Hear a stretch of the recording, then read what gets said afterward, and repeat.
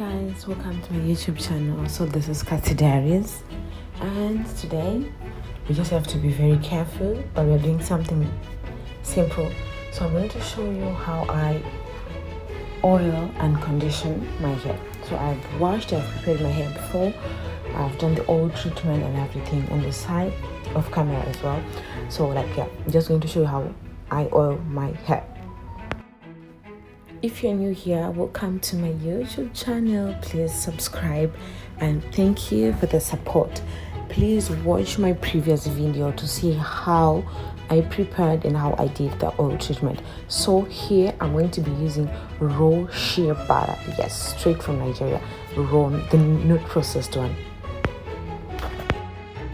Shea butter has a lot of benefits. It helps to grow hair, to make it shiny, it restores moisture, it locks in moisture.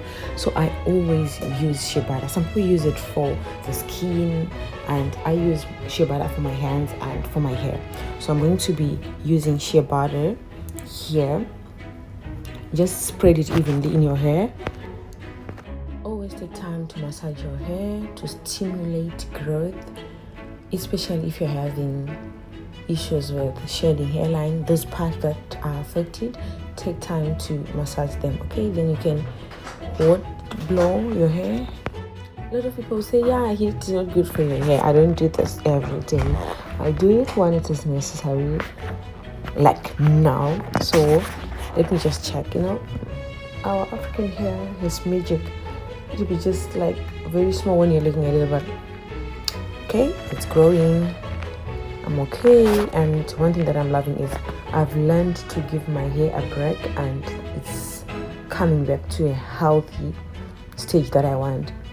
As easy as that. So this is how I condition my hair. So what you can do as well, you can do it differently on different days. The wash day can be a different day. Let your hair relax, rest as well yourself.